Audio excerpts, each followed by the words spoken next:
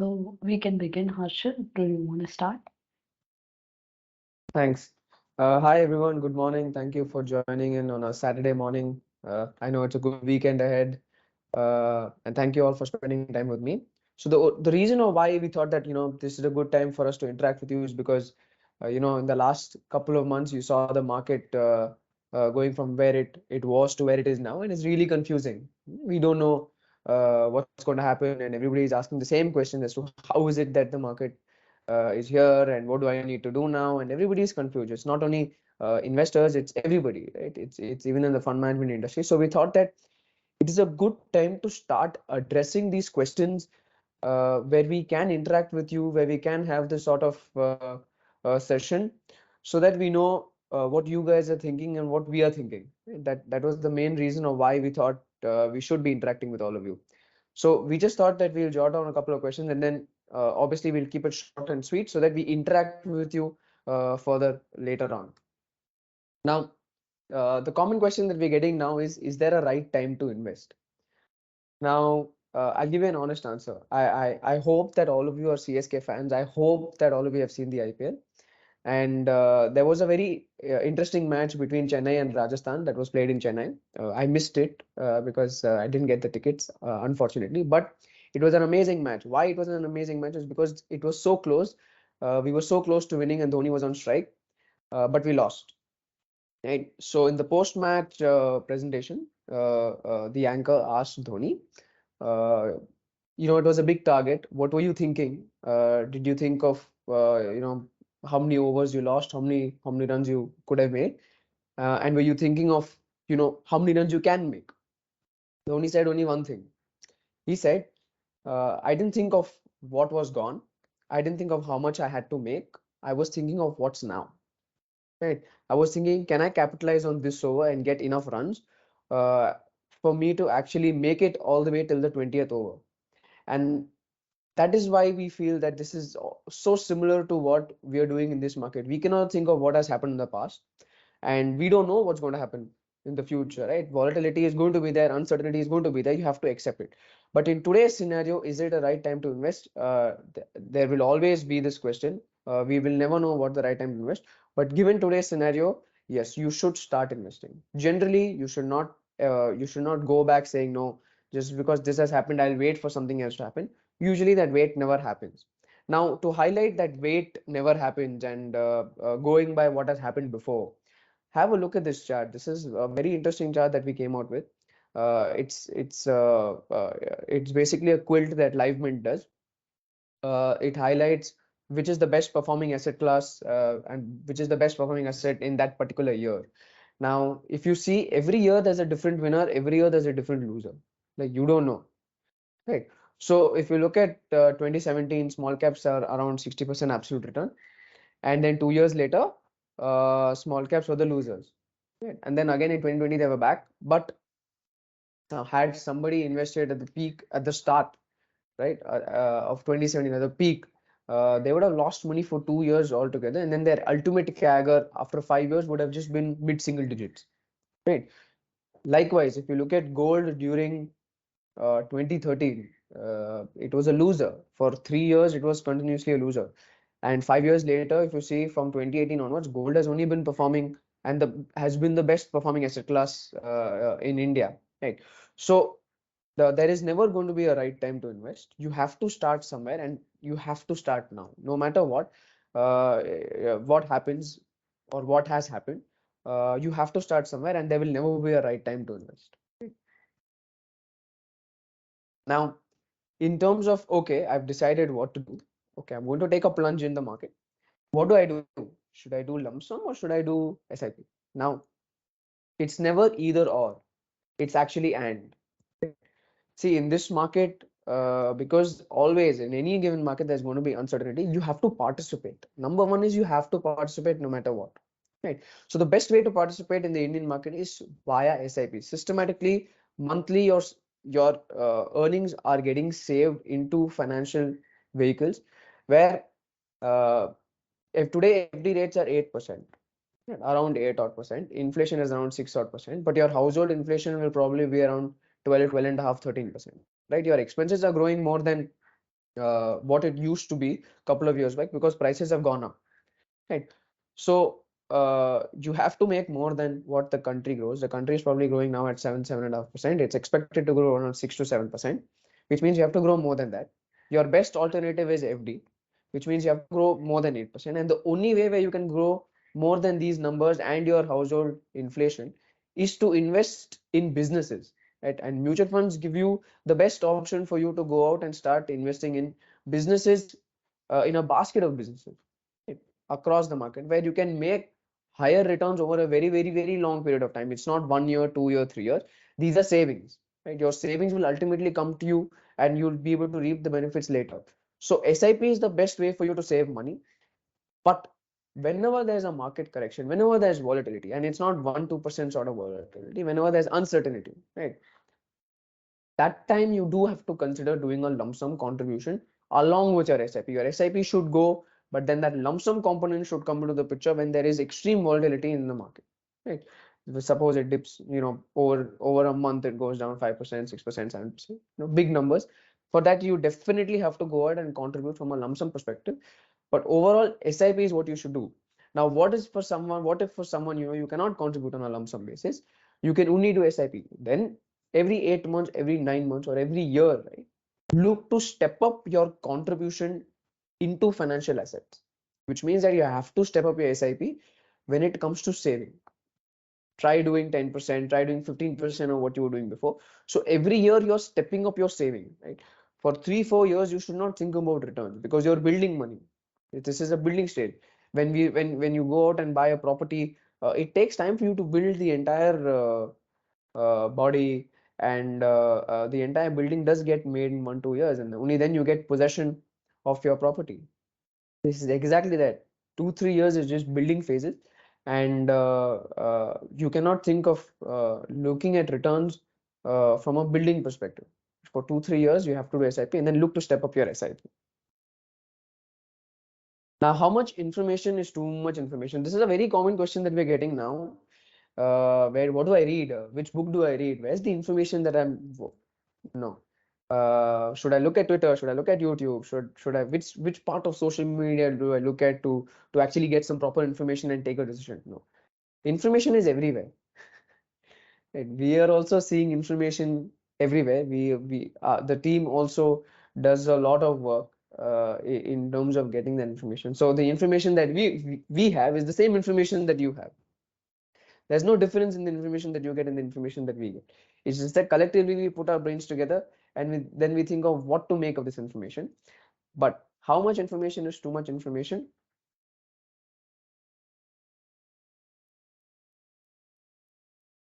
Now, this was a movie that came out that won the Oscar. This had basically it's everything everywhere all at once. You have to read everything. You have to look at everything. Your eyes need to be open. Your ears need to be open. And it's not necessary for you to go and take a decision right then and there. That is the main thing that you have to figure out. You have to read everything. All newspapers are very good to read. All magazines are really good to read. But it's not necessary for you to go out there and take a decision based on that information that comes to you. Collectively, yes, all information put together will give you some sort of perspective for you to make a decision, for you to take a choice. But uh, don't try to make a decision immediately after getting one particular information that you see online, offline, or you speak to someone. No, it is never the case like that. Investing doesn't happen that way. It's more to do with what has happened, what is the perspective that you're able to get from what has happened, and then take a choice, and then see if there is something that you can do right now. So everything everywhere all at once is something that you need to look at, something that you need to figure out, and be mindful that yes, this information does exist out there, and you don't need to take a decision forcefully. Okay. Uh, One more common question that we get is, should I do mutual funds or do I need to stick to direct stocks? Now, this is a very important question to address because it all depends on your goal and this all depends on your time horizon. Right. Now, if somebody is 20, 25, actually any age for that matter, mutual funds are the best route for you to go and save money. Now, why am I stressing always on saving money? Because uh, we are not built to see too much volatility in the market. We are not built mentally to see too much drawdowns. And mutual funds are the best way where you can make money, but the most important thing for you to see and for you to judge whether you are doing well with your financial assets is to see if you're not losing much money. Right. Indian markets usually tend to give you 9 to 12% over a very, very long period of time, that is 10 to 12 years later. So you're essentially, if you grow at 12%, you're actually doubling your money every 7 years. You're on a good wicket. All you have to see is consistency and stability. And mutual funds do offer you that consistency and stability when it comes to saving money in financial assets. Though direct stocks, yes, the thrill and the excitement is always there in a direct stock to see something go very, very fast. But on the way down, we are not meant and we are not built that way to take up such volatility and take up such drawdowns. Right. So yes, for somebody who has experience in the market, direct stocks work very well. But our approach that we would like to have is to have a mix of both direct stocks and mutual fund. And that's why we are having another product in the entire ecosystem that does both mutual funds and direct stocks and ETFs, where we take advantage of any given market condition that comes up, wherever there's opportunity that comes up. But in general, it has to be a mix of both, and it doesn't mean that you have to choose either one or all. It depends on your risk appetite, it depends on your goal, it depends on your time horizon. But I would say that stress free, when you want to save money, you don't have the time to do too much research, you don't have the time to put in that effort for direct stocks. Mutual funds is the best way for you to save money, at the same time not lose a lot of your capital and grow consistently and very stably. That is what I would say for mutual funds or direct stocks. Next, I would invite Samyukta to come up and take over a couple of questions here that we have. Hi everyone, good morning.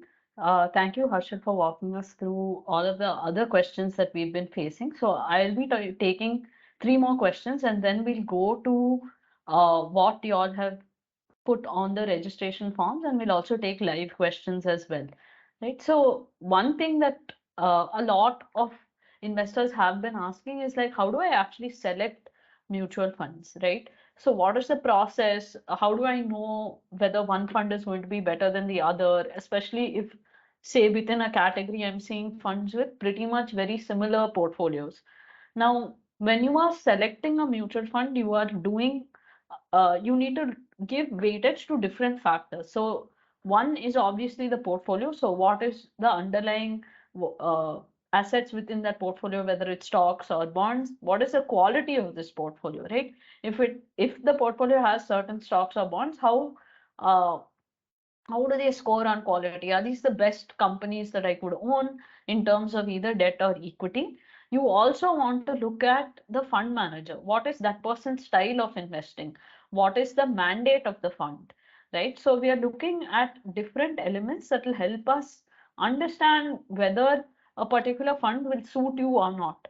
Now, something that many investors don't seem to fully agree with is that you can have a great fund objectively. It can be well managed, it can have a good mandate, it can be sticking to that mandate, but it may not be suitable for you based on your goals and your risk appetite.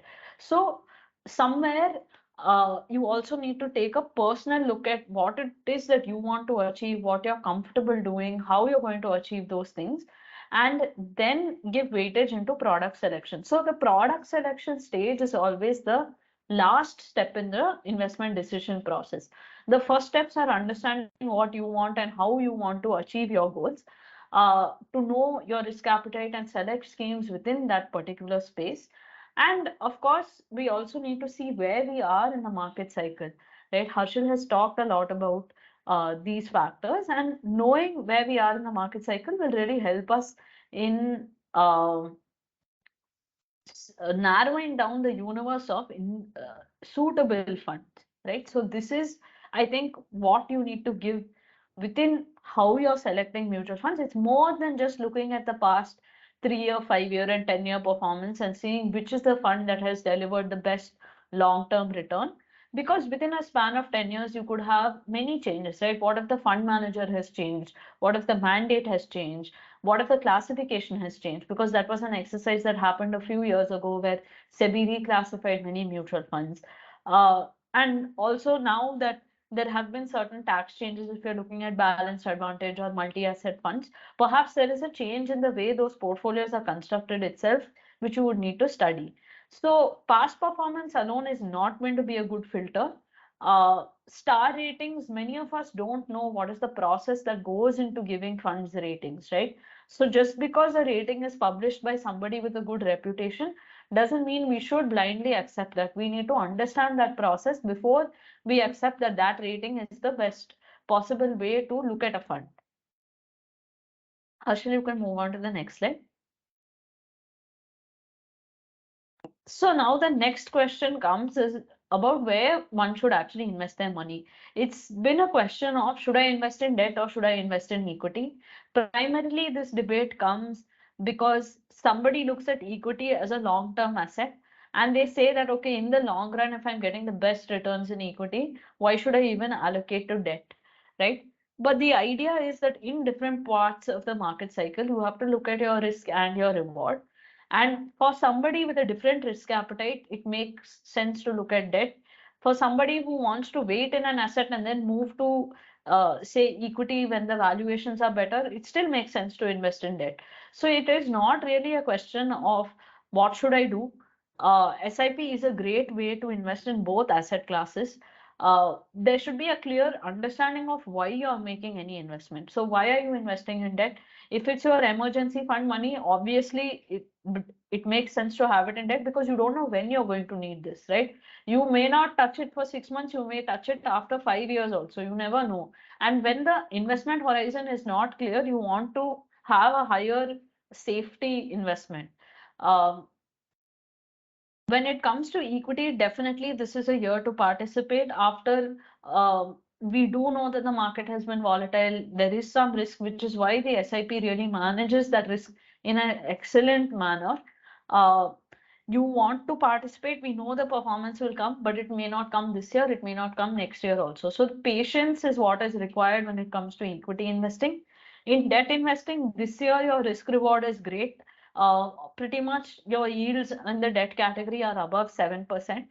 So with a high quality option also, if you're making more than 7% on an annualized basis, I think that's a good return to expectation to set on the fixed income side. But this is not going to be a forever kind of. So we need to track that and see when it makes sense to move out of debt or to stop your SIPs in debt and move to another asset class. That may take again anywhere between months to years for that shift to happen. But that's why a more dynamic approach in a market that is giving us, that is offering us so much is required.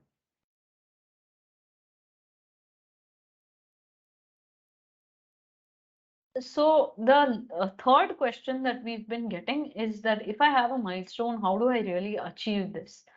And when we are looking at achieving milestones, there are certain things that we can do.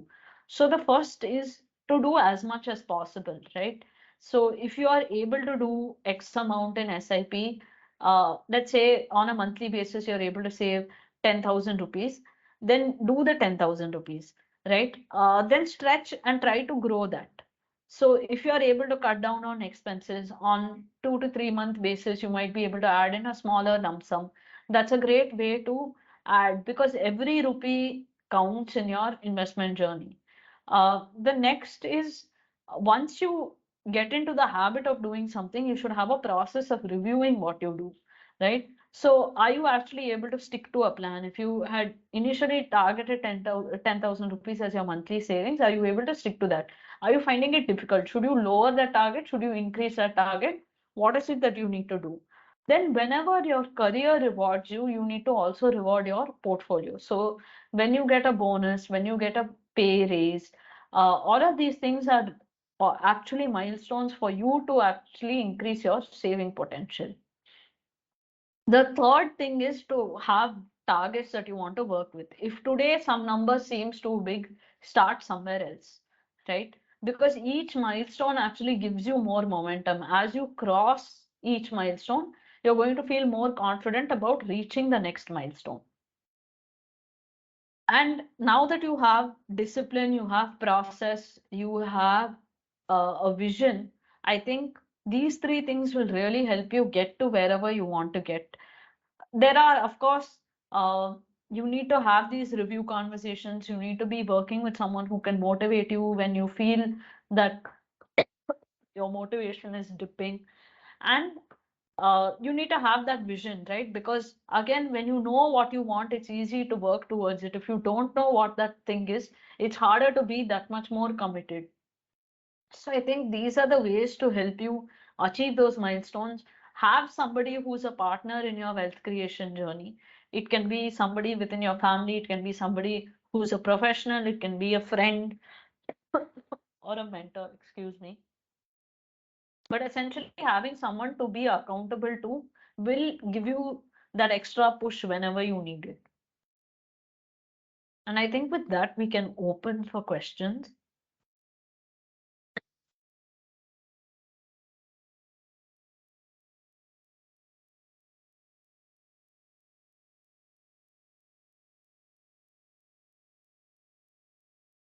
So I'll just start posting the questions we received on the chat. Kavita, we've got a first question. What will be the better alternative investment option for NRIFD? Do you want to take this? Sure.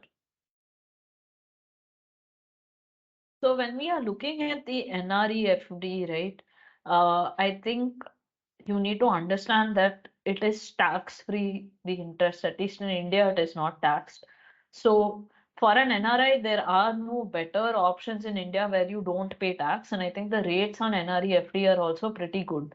Now, in what sense would it make sense to invest in some other products, right? So if you're post-tax, uh, sorry, if you're looking at debt mutual funds, and this is something that you're saving for retirement when you come back to India, it makes sense to have an allocation there.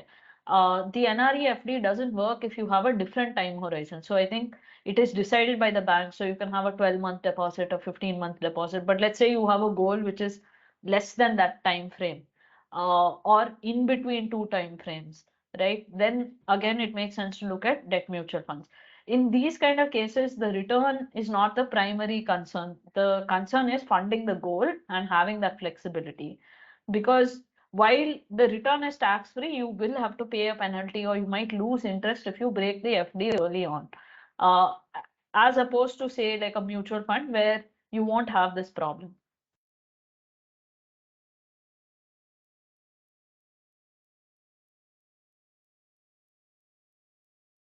Okay, the next question is how can I invest in small cap 250?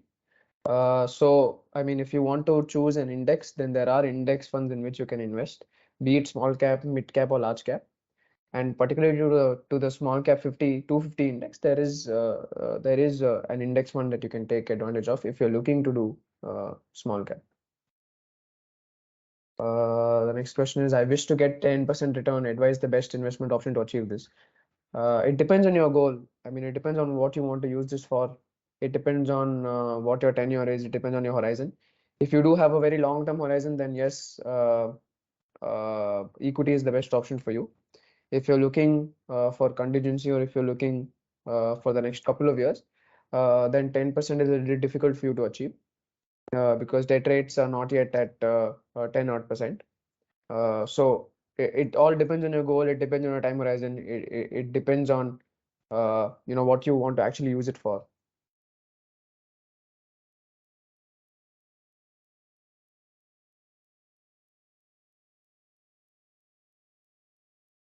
Okay, how about microfinance bank FD? Even though they have RBI insured, is it good to invest in their FD? Again, it depends on which bank you're looking at. If they're in a good uh, condition, if their balance sheets are very strong, then yeah, then I mean there won't be a problem.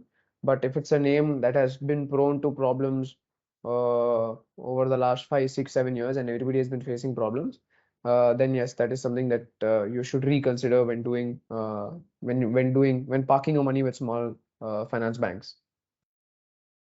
Yeah, also to add to Harshil's points there, when we look at small finance banks, right, they don't have the same regulatory requirements as a scheduled commercial bank. So there is that much more necessity to do due diligence when you're making a small finance deposit. And not all deposits are the same. Just looking at the return is not going to be a good way to judge what is the best investment to make. Sam, you can take the next question also. How do we estimate or project the corpus for retirement, let's say 20 years from now? So this is something where we work with the financial planners on our team to understand what would be a good way to do this, right? So we have certain expectations in terms of inflation, we have certain expectations in terms of returns, and we know that and in life expectancy as well. And so looking at all of these three elements, we will be able to project what is the cash flow that is required over your retirement years in terms of meeting your annual expenses and any buffer that we might have to create. So there might be some post-retirement goals also that you have, right? Especially if we have elderly parents or if there are children who are not yet fully settled, then there might be some goals that spill into the retirement period. So in those cases, we are able to give weightage to all of these factors and project the required funds. And then let's say you are 5 years from retirement, 3 years from retirement, then we'll help you goal map your investments accordingly. But ideally, it would be good to start your retirement planning at least 10 to 15 years before you retire, because that gives you a lot of flexibility in uh, prioritizing and providing, and it also gives you a market cycle to work through.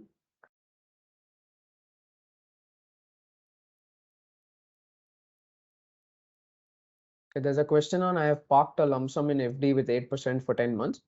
Shall I keep it or shall I shift to MF?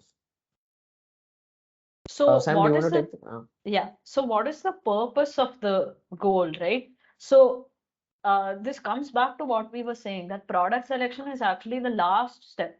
Whether you should do an FD, whether you should do a mutual fund, that is the last decision. So if this is, say, emergency money that you have kept, it's fine, let it be in the FD. There's no need to break it today. If there is an emergency, at that point you can break it. But going forward, you want to keep your emergency fund somewhere where you continue to earn interest, but you don't pay a penalty for taking the money out. If this is something that you have kept for a specific goal, then of course, um, that depends on the goal horizon. When the goal arrives, you will have to break the FD, or if it has matured by then it's a good situation to be in. If this is money that you have kept to invest in the market, again, since you've already locked in, there's no need to break it. But going forward, look at something that is more liquid and does not have a penalty for these kind of things. So come back to what the goal is. Talk to your point of contact. They will help you choose your products based on your goals. It should always be that way. It should not be that you choose the product and then you figure out which goal it goes to. Okay, so the next question is investment in bond, does investment in a bond provide better return? And advice steps to follow for bond investment. Now, this is something that I want to address very importantly because I find that everybody is obsessing too much about return when it comes to debt or equity. Now, these are two separate asset classes where you have to see one from a risk perspective, right?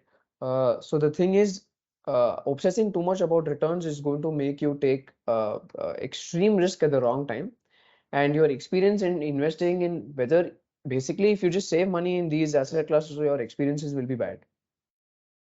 Okay, so yes, a bond does provide you with better return, but depends on the market condition because again it depends on when you're where you're, I mean, at what time you're going to buy the bond and you're going to sell the bond. Now, with selling a bond, it's very difficult for you to get that liquidity in the market.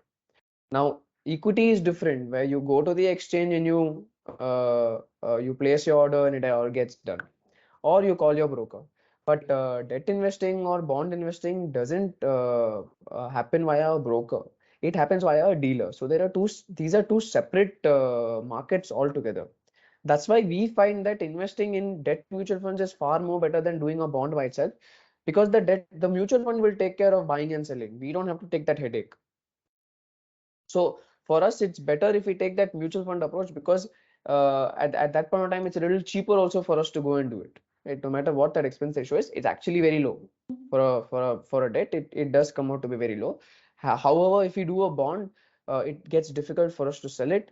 It will get difficult for you to sell it, and you need to have a buyer on the other counter for somebody to take that bond. So if you do look at a bond investment, you have to hold it till its maturity. You cannot trade it. It's not meant to trade. Some assets are not meant to be traded. They are just meant for payout. Okay. Of course, there are bonds that give a very high return, but it's not the return. Actually, it is just the mark to market that you're going to make. Your coupon will still be fixed on. It's just the price at which you buy the bond at. Right. So for both asset classes, whether it is equity, debt, or gold, you cannot see only from a return perspective. You need to see from a risk perspective. Risk perspective is the most important. Return perspective is not. Risk is the most important. We've seen over the past how people have gotten stuck in debt. It's actually, debt investing is far more difficult than equity investing. The work that goes into debt investing is 2 or 3 times that of equity investing. Samyukta is part of the entire debt team, so we are aware of the nuances, and we are aware of the difficulty that we face in the entire debt space. It's very, very difficult. The kind of research that goes into debt is difficult, because in equity you can get an exit because it's very liquid. But for debt, it's not very liquid. It depends, right? If there is liquidity in the market, if people are willing to take that bond, if people are willing to take that paper, you can exit. Otherwise, you're stuck with it forever, right? So that is the case for bond investing or debt investing in general. The next question is, I have a scenario where I have got some bonus, but I wanted to invest and the market has gone up. I have invested half remaining. Should I wait for the market to correct, or how long? How do I go about it? Very good question. So now this is what I was saying about that there's no right time to invest, right? So at that point of time, the best approach for you to do is to stretch out your investment period, deployment stage, and go with an STP route. I also saw one question about uh, I have excess money to invest in MF other than SIP when the markets are high on a bull run. What should I do? Is there a rationale for doing lump sum or STP? So both questions put together, yes, STP is the best way for you to go about in this particular market now. If things go and change, again go back to the drawing board and think, okay, now that things have changed, should I go about doing a lump sum, or do I stick to my SIP route? Depends on that point in time. But today, now at this point in time, on Monday, if you ask if you want to put your money, then STP is the best way for you to go. Stretch out your investments for 3 to 4 months. Is it a right time to allocate the portion of investment in gold? Excellent question. Gold has been doing very, very well. So at this point in time, even central banks are buying gold. Again, it depends on what you want to use gold for. If it is for your goal, if it is for your retirement, if there's something that you need to use the gold for, if there's a marriage goal that comes up, then yes, definitely it is a good investment to have in your portfolio. And with gold, macroeconomic conditions matter a lot. Where you cannot compare gold to equity or gold to debt. You have to compare gold to a currency. Why you have to go compare gold to a currency is because it is an alternative currency. It used to be a barter system, and gold was used as a barter. Now also gold still is a currency, because when you have to liquidate something, you liquidate your gold and then you use that money to do something. So that's not only in India, that's worldwide. That's globally. That's how we've been seeing gold always. So it's always a hedge towards currency, because it's not it's basically backed by supply and demand. You have to go out and dig out gold, and it takes 7 years for a mine to go out from research and then commercialization and then actually taking out that gold and giving it to you. Means what is there up is there. That's it. Nothing else is actually being added much into into the whole system. Right. So you have to compare it from a currency perspective. And when a currency is weak, definitely you should have some sort of gold exposure in your portfolio. Right time, that I don't think I would be the right person to tell you if it is the right time or not. But overall senses, when your macroeconomic fundamentals are not okay, when there's uncertainty in the world, then definitely you need to allocate some amount of money to gold. When we invest, what should be the best number of stocks to keep in a portfolio? Direct stock. It depends on you. Actually speaking, really, genuinely speaking, it depends on you. It depends on how you are as a person. It depends on your style. If somebody comes and asks me how many stocks I have in my own personal portfolio, I'll say 10 because that's what I can do. But if somebody who's more experienced than I am, or somebody who has a lot of knowledge and depth, has seen many cycles, I've seen people who just have three stocks in their portfolio. Right? It depends on you. It depends on your style of investing. But uh, I know that a lot of people don't have the time, don't have the research capability, don't have the knowledge. So it is all right for you to have uh, as many stocks as a mutual fund. So if you're going to have as many stocks as a mutual fund, might as well stick to the mutual fund. You don't need to take that extra risk and stress in your life. Right? So it depends on you and it depends on your style of investing. It depends on how you are as a person. Whether you can take that sort of risk with one stock, whether you can take that sort of risk with 10 stocks. Don't try to optimize the number of stocks so that you make more money. This is what I was talking about, how you have to think from a risk perspective and how much risk you can take, given your financial conditions, given your mentality. That is what I would say for how many stocks to have in a portfolio. Yes. So Uh, the next question is, if I have excess money to invest in MF other than SIP when the markets are high on a bull run, what should I do? Is there any rationale while doing lump sum or STP when the markets are high?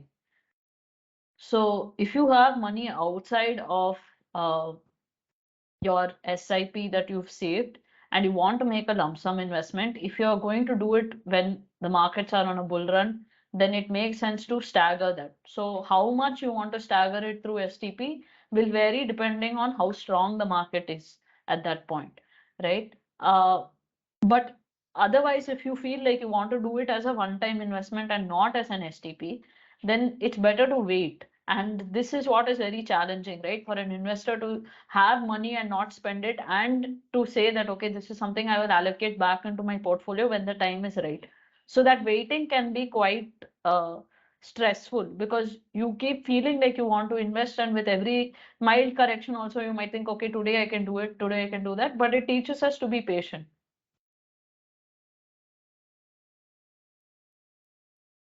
do Okay. you provide financial planning services? If so, whom to contact? I think the contact is has been put in the comments down. So do check it out. Large IT company order book reduced. Will it affect earnings? And what is the long-term future of the IT index? Okay. Now, when it comes to the IT sector, it's not only domestic, it's all over the world. And usually in this scenario where there is some sort of a talk of recession and slowdown, these sorts of sectors, actually every sector goes through some sort of a turmoil. Now, order book going down, will it affect earnings? If you read the con calls and if you actually look at the numbers that are there, uh, it has already started to uh, get factored into price also. So it doesn't matter now if the book is reduced or not, because the market always works ahead of you.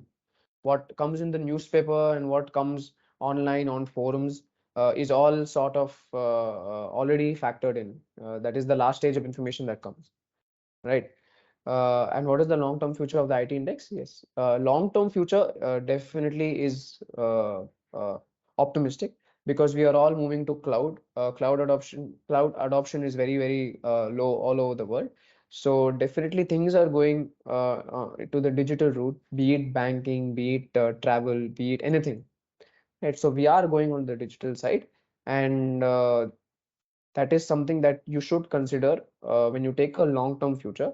And at the end of the day, the valuation matters. With that long-term perspective, how much are you willing to pay for those businesses?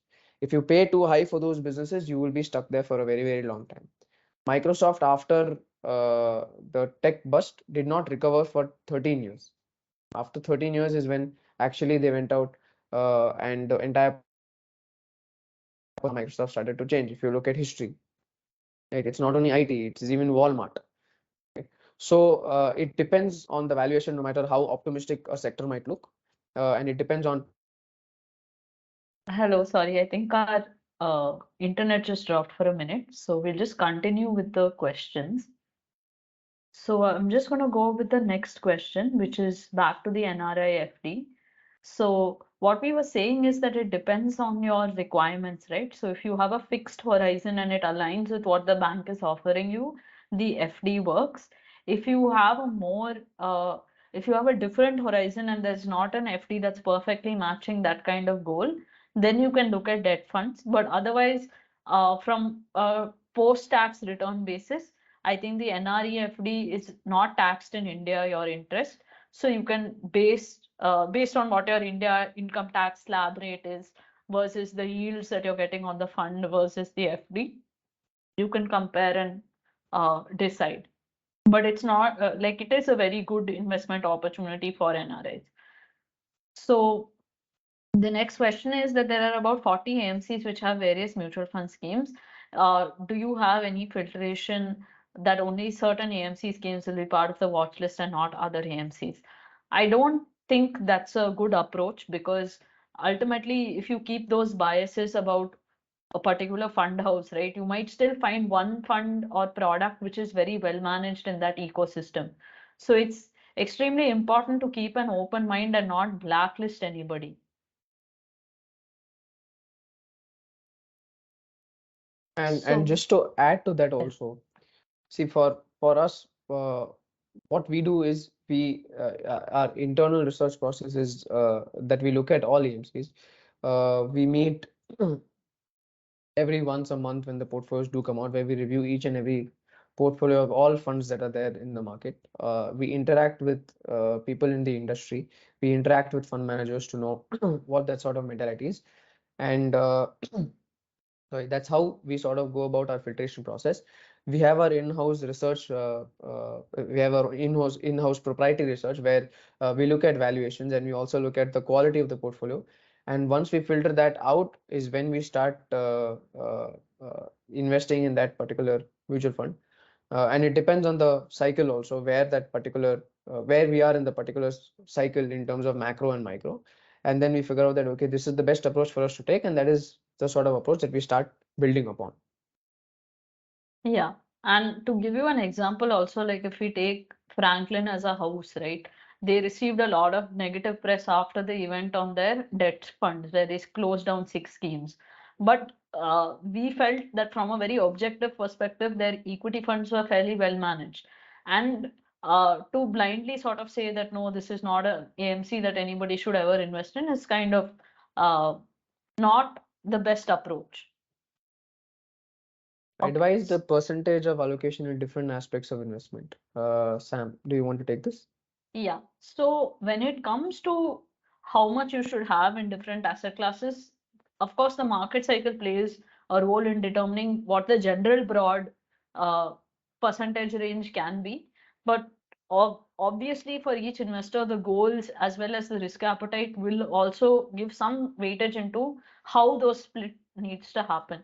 So that's more of a one-on-one conversation. So I would recommend that if this is something you're curious about and you want to know what is correct for you, please get in touch with your point of contact in the M2W program and they can help you understand this split much better. So, what is the M2W opinion on small caps? Does the team look to add small cap fund in the recommendation list? So in terms of small caps, right now, we are not very optimistic on small caps. Why? Because in this sort of a market where inflation is high, interest rates are high, lot of uncertainty, lot of volatility. You cannot have names where you're overpaying for those businesses.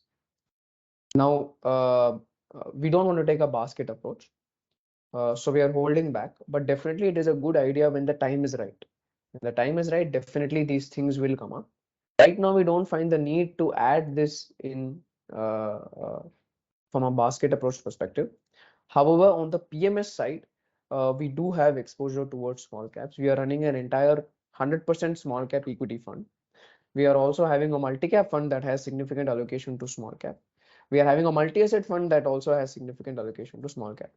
Now, this actually even goes to advice on the percentage of allocation in different aspects of investment. Right? We are also running a product that is flexi cap, flexi asset class, which is basically we don't have a cap on a particular asset class, depends on the market cycle. If debt is more uh, better to have in this sort of a market, then the allocation towards debt will be more. Right. If equity is a better option to have, the allocation towards equity will be more. Within equity, again, we do have a filtration process where okay, it's better to have more stocks, it's better to have more mutual funds, it's better to have more ETFs. Right. So that is what we are running. But in terms of small cap right now, when the time is right, definitely you will see it coming. Right now, we don't find the need to add it. Okay. The next question is about how to invest lump sums and basically what is the frequency in which you should start adding lump sums, like every 5% dip, or is there some kind of rule that you follow? So there is no rule to follow per se. See, when you say 5% dip, which market 5% dip? During COVID, 5% was very small. Right. After COVID, uh, right now you might say, depending on how we are as a country, uh, if our country is doing extremely well, then 5% might look very small.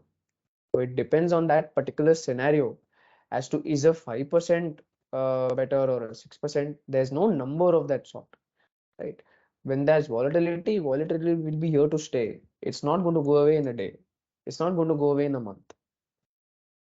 If people are scared, they will be scared of it. It took us a long time. For example, it took us a long time just to not wear a mask, right? We were wearing masks. We were so paranoid. Some people were wearing two masks. It took us a long time for us to come out of that phase of fear.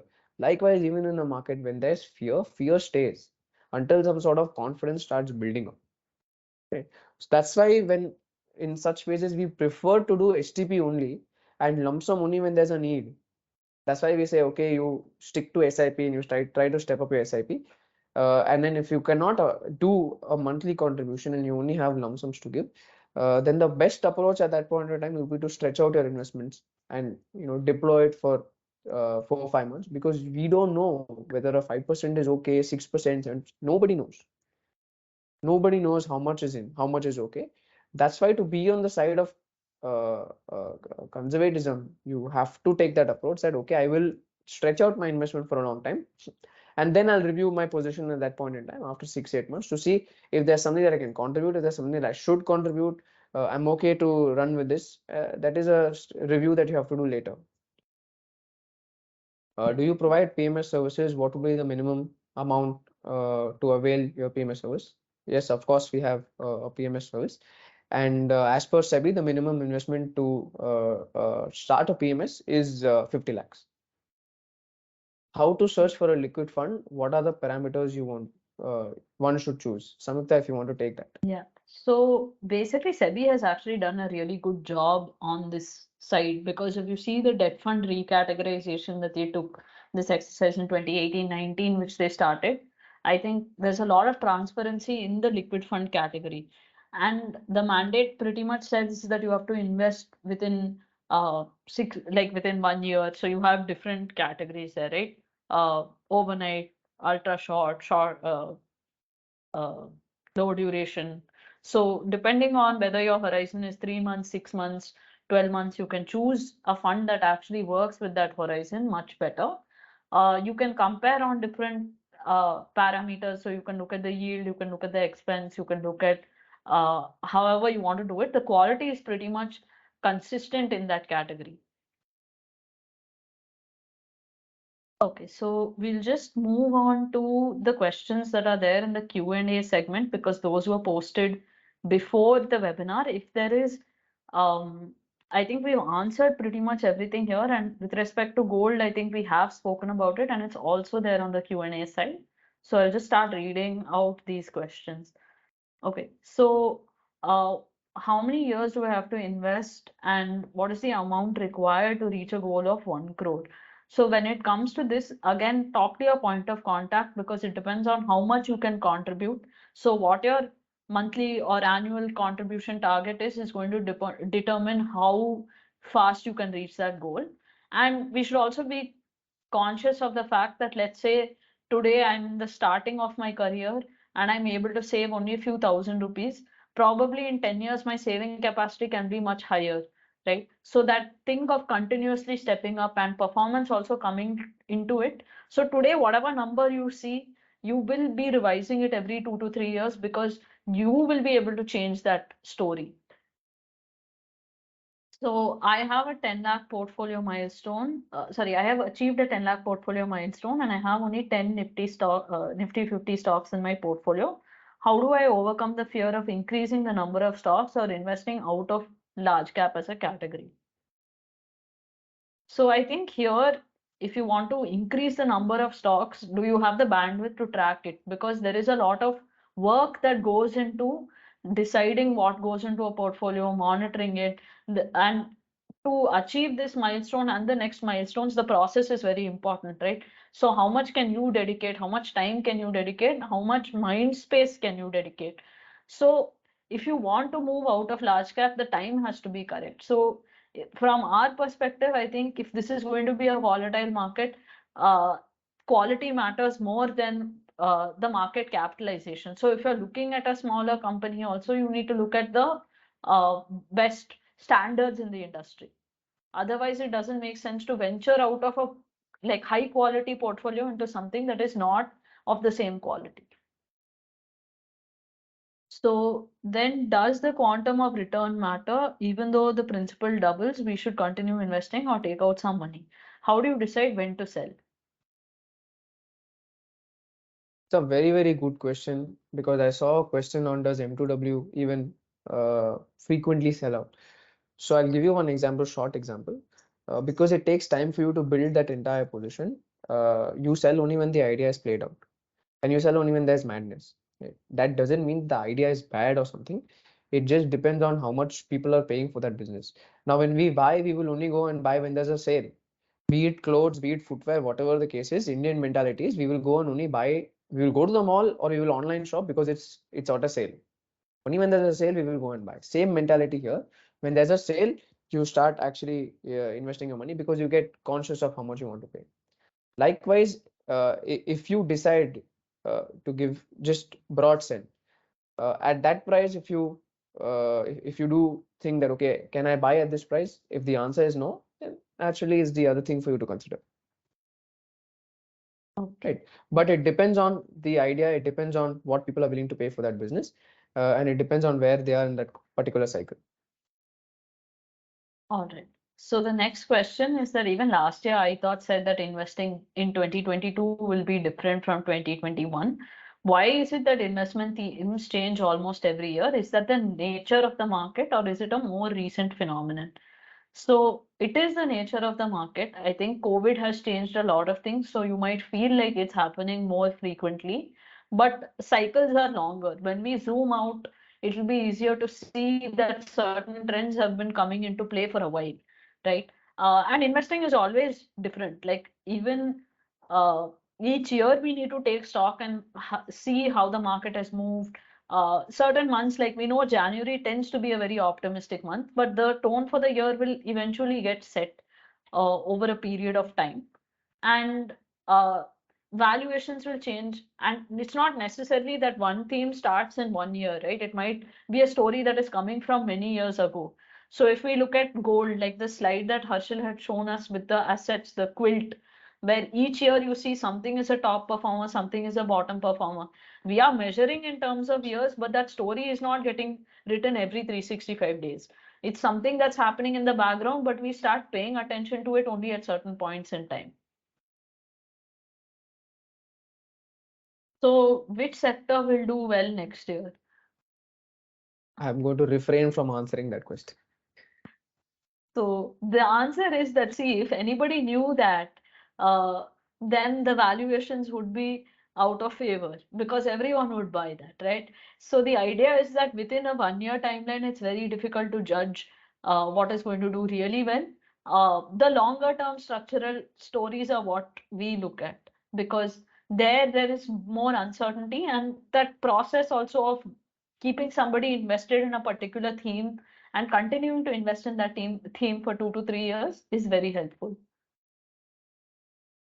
So how to buy identified stocks when the market is moving up? Should we buy in lump sum or in small quantity?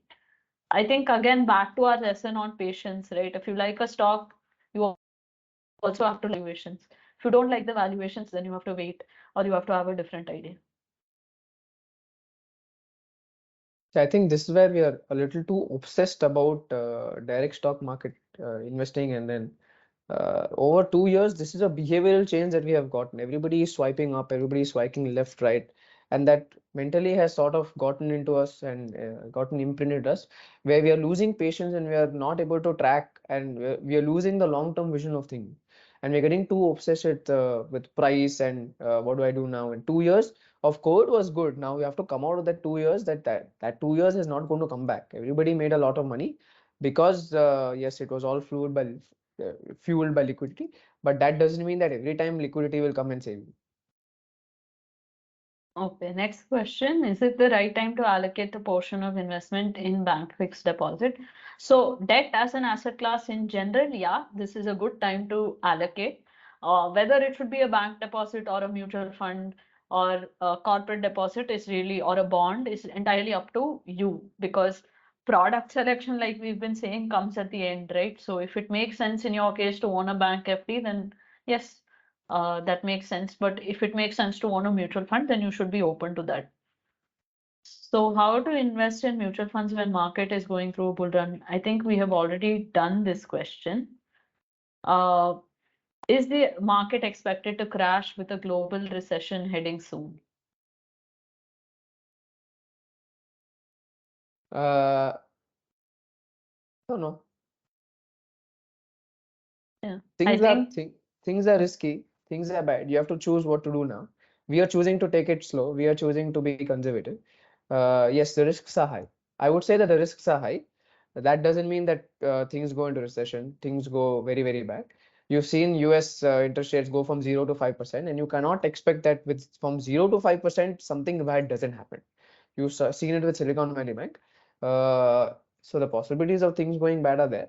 So you have to take measures to protect yourself. And for our investors, we have taken enough measures to protect themselves, where we've made sure that the risks are low, at the same time give you that sort of 100% equity return. That is something that we have done. There's one interesting question for someone who has 50 lakhs with a moderate risk appetite and willing to join the PMS. Would you probably use the initial lump sum as and monthly SIP of say 2 lakhs per month, or would you keep some buffer to bring in some more money after a couple of years? So to start off with, the regulator says that you have to do 50 lakhs. That doesn't mean that when you give us that 50 lakhs will go in the next year. It's not all our PMSs that we run. They are not run by model portfolios. They are all run based on that. So somebody coming in 6 months back does not have the same portfolio as somebody coming in now. Right? It depends on that market condition, depends on the opportunity at that point in time. So every portfolio is customized very differently. The process and the risk management that we do for every portfolio is very different. Right. So on that 50 lakhs, if you do an SIP of 2 lakhs per month, yes, that money will go towards newer opportunities, or it will go to scaling up the existing opportunities that we have in that at that given point in the market. But no two portfolios will almost look the same. Yes, if somebody does come in at that period of 1 2 weeks, yes, definitely they would have some sort of overlap. But over long terms, uh, uh, portfolios will definitely look different. It's all based on opportunity, and we don't run any sort of model portfolio. yeah. So coming back to this saving plan for someone who's over 50, I think this is a conversation that you should have with our team, because you are at a very important decade of your life. Retirement is close, you will have post-retirement goals. You need to manage risk. And typically, what we've seen is there might be under allocation to certain asset classes. So we need to balance that out. There is a lot of things that we can do. You're also in a good space career-wise in terms of growth. So please do talk to somebody within our team and they will help you.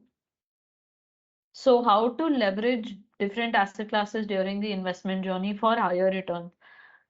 So, we do this movement between asset classes to manage risk, and in that process, we earn better returns, but we don't do it for best returns, because whenever the motivation is that I want to get a higher return and I make a shift in asset classes, it's based on past performance. Okay, how to understand the US debt ceiling and its effects on the equity market? We've done a video on this, I think, on the I Thought advisory page. We can share that with you.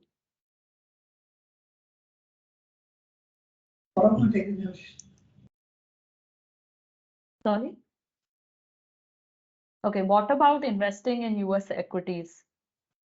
Very Harshit, do you want interesting. to take this? Yeah. Yes, very, very interesting to look at US equity. The entire US equity part came about only after COVID, where people saw that, yeah, you can make a lot of money, and then a lot of things opened up. We got access to mutual funds, we got access to ETFs there. Yes, it is a good opportunity. It's a good option to look at when you want to invest money and park money there in the US. However, you have to look at valuations now, and the risk is high. So whenever there's a scenario where the valuations are a little unfavorable and the risk is high, at that point in time you have to stretch your time horizon. You have to look at it from a you have to look at US as something you're doing on the debt side, where right now it might not be that feasible. So your time horizon needs to be 3 to 5 years plus, actually 5 years plus. All right. So I'm clubbing the next two questions. So we'll do five more questions for 5 more minutes, and then we'll close the session. If there's anything that we've not answered, we can get back in touch with you about your specific questions. So are bonds good for wealth creation, and how do you create a fixed passive income with the maximum and safe yield? So bonds are good in terms of creating cash flows, whether they will appreciate significantly the way mutual funds in like equity mutual funds or stocks will is something that we can't really guarantee, right? Because there is a fixed return on the bond. In terms of creating fixed passive income, you need to have a mix of products. So you can have some amount of cash flows coming in from bonds or deposits. You can also do an SWP, which might be more tax efficient for you. And that's a way to guarantee that. And you can have a higher growth corpus that compounds without you disturbing it or without you making decisions for that. Right. So we've discussed small caps. When will FMCG valuations be reasonable, and why do you think so? uh, See, I'm not going to answer any sector specific questions because things are changing very, very frequently. Valuations are on the premium side. Inflation is high. We don't know what is going to happen, but we have seen that they have taken a lot of price increases. Volumes have been sort of on the negative side. So that is something that you need to track. Sector specific questions is something that I don't want to address. Correct. And also, there are too many variables there, right? We need to look at sectors and they become attractively valued. Yes, there's some bad news in certain sectors, but that's still not getting factored into the valuations fully. So, how is India different from other markets in 2023? India is very different from other markets in 2023. India is one of the best placed markets in 2023 plus. So our currency has been very strong compared to other currencies except the US. In this scenario also, we have not depreciated that much. Our forex reserves are very strong. Our trade deficits are moderate. Our current account deficit is moderate. Our GDP is strong, and we are continuing to get foreign direct investment, which is sticky money, not FPI, which keep on. It depends on the market condition. They come and then they go. But India is very well placed in terms of growth. I think we are right now fifth, fourth in terms of GDP, and we will come in at least in the top three in this decade or so. So India is very well placed in 2023. India is actually very well placed for this decade. We have to see what the government is going to go and do forward. We have to see in terms of political stability what is going to happen. Uh, and we have to see in terms of any issues that come up later. But today, India is on a very good wicket. Okay, so I think coming back to the main chat, the Last, this is we- yeah we'll take a the last question. What is the ideal amount to achieve financial freedom? There Well, was also one second. I think there was also one question on the M2W program. Yes, once you register, you will have a point of contact within the program and they will get in touch with you to share updates. We'll also be doing a lot of events like this. And of course, Shamsa keeps posting videos as well. So you will have access to all of this. Plus, whatever support we can offer you within the mentorship program, you will get that as well. Yeah, Okay, so what is you the can. ideal amount to achieve financial freedom? It depends on you whether that amount is okay for you to live your life up until you're retired. So it depends on what the cost of living is in India. It depends on how you are living your lifestyle. Uh, it all boils down to that. Uh, uh, Whether you're spending more than you save, and whether you are living a very extravagant lifestyle that you might not be able to use the corpus that you're saving during your retirement days. So you have to think extremely long term to see whether this money would be sufficient for you to live in the long term. At the same time, look at how your expenses are growing, and are you saving enough? So it depends on that. There's no ideal amount to be financially free. Okay, so the last question is what will be the impact for the NRI if they are using resident bank account for investing in MFs and stocks. So actually, as an NRI, you should be using only the PINS account if you're buying stocks and transacting in MF. Non-resident accounts are always better. This is more of a RBI regulation and it's a regulatory question actually. It's not an investment related question. So for regulatory compliance, it's better to be only within whatever your current status is. If you're an NRI, to use the NRI accounts. If you're a resident, to use the resident accounts. If you're an NRI coming back to India, again, you'll have to declare all of these things. So that would be the best approach. I think we are done from a Q&A perspective. Thank you all so much for joining in. We spent a lot of your time today on a Saturday morning. Have a good weekend ahead. Cheers. And if you do have some questions, do get in touch with us in on our M2W website or text us on WhatsApp. Somebody will definitely reach out to you. And do follow us on Instagram, YouTube, and Twitter. We spend a lot of time putting out content out there, and none of it is uninteresting. Everything is interesting. Shamsa does a lot of videos that are very, very interesting. Do follow us. Do keep us posted on what you want also in terms of content, and we'll see if we can make it happen.